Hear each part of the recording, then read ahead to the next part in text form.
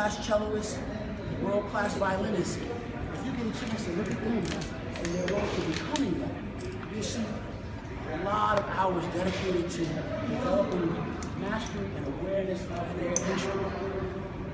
World-class marksman and sniper, you can blindfold him, and he can take his gun apart and put it back together.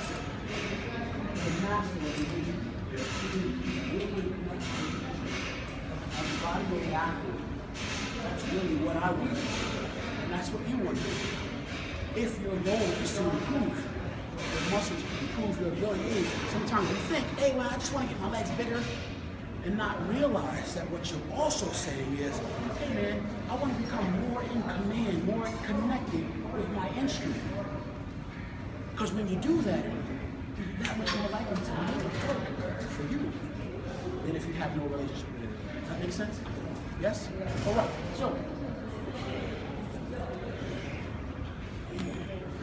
now somebody might say, dude, you ain't loaded the bar yet. I ain't seen no weight on there. I seen other guys do it with 600 or 700 pounds. FYI, a lot of times, that stuff is for the magazine. Real life though, in order to be able to connect and make the muscle responsible for the movement, if there's too much weight on the bar, I can't feel that. And if I can't feel it, that means I can't control it. If I can't control it, that much more likely to get hurt.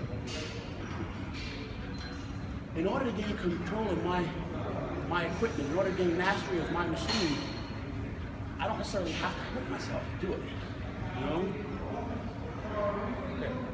Those prerequisites, that walking on the step mill, flexing and contracting, releasing and contracting, releasing and contracting.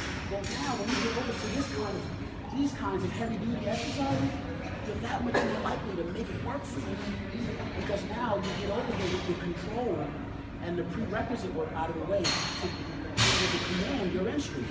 Imagine trying to deadlift or do a movement that's supposed to be designed to help you develop the muscle group that you desire, but for some reason you do it and you don't get any result.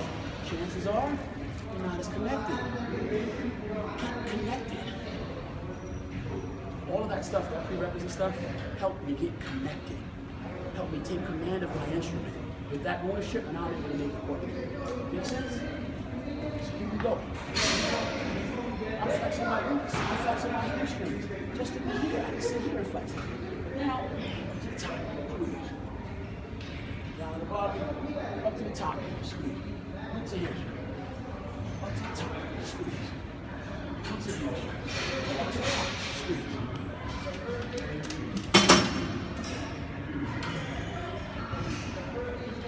I usually do this with another exercise, but it looks like that would be a little challenging to try to do all together. So I'm going to stick here. 35 is a little more than you actually do. To be honest with you, is that 35? I appreciate it. I prepared for the Olympia the last 5 years without the need to ever do this heavier than quarters. Now, the photo shoot is a different story. But let me just help you understand this a little bit. Imagine this. You know, you're in great shape. You have an editor that has a photographer that's there, the photographer has a director that's there, and they have to answer to their shareholders or whoever else is on top of them. They want to sell magazines. 9 times out of 10, a person sees you and they'll say, hey man, how much can you lift? Truth is, people are impressed by seeing a whole lot of stuff happen. They may not know what the hell is going on right there, but if it looks like there's a lot of it there, they're excited, they're impressed. So in an effort to sell magazines, the director of the photo shoot was told by the editor, hey look man, make sure that he's keeping your weight on. So whether it's photoshopping, well the athlete really mustered up the courage and the strength to do it. It's really a photo. And the guys that don't do that, the guys that are really trying to do that all the time, give them enough time, and what you see down the line is injuries. FYI, it's usually after a person gets injured that they turn around and want to learn how to move more efficiently to begin with.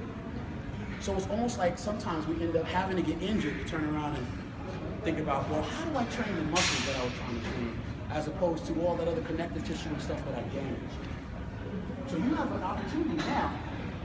When you step in here, you don't have to say, well, hey, look, I'm ready to just get damaged up unnecessarily before I try to learn how to train my muscles.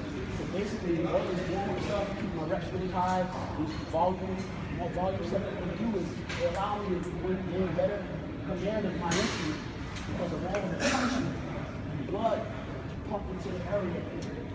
So you're able to command it better, you're able to contract it better, but then also, because you can command your muscles better, you don't have to turn around and overtax your joints and your connective tissue. So you run less risk of injuring yourself unnecessarily. Does that make sense? Nobody when I last checked, nobody I know said, hey man, I just want to just damage up my joints and my knees and stuff for no apparent reason at all. No, most people that try to move heavy weight and end up damaging their joints and stuff really just wanted to develop muscles. So what we're talking about now is how to develop those muscles by moving more safely. Does that make sense? Taking command of your instrument using these fundamentals. So it's a variation of a stiff leg deadlift. Again, my focus is on my glutes and my hamstring.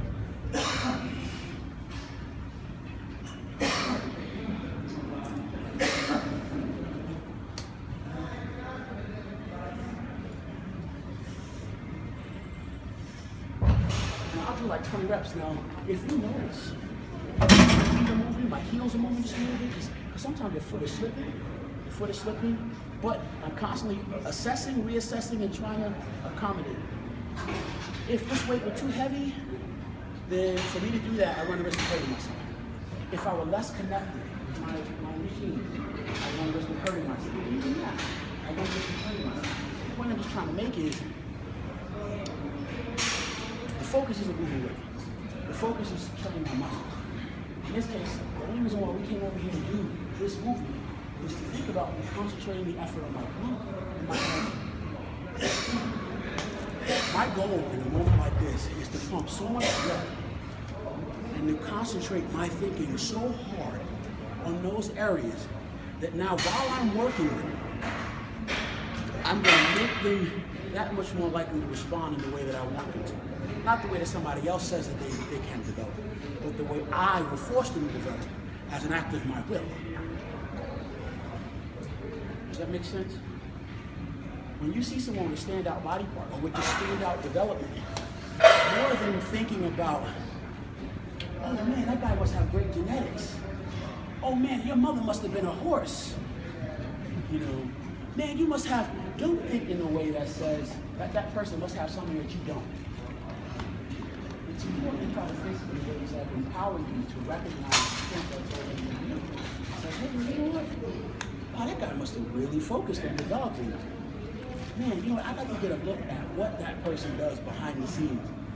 In truth, I only marvel at what I would be able to do if I would be able to focus and discipline myself as well as that person has towards achieving that goal with anything that I want to do. If you do that, you're walking in a path that recognizes your own personal power, and you're that much more likely not to discredit it, but also recognize the greater power in you. Does that make sense? Yes? All right, so we've done this.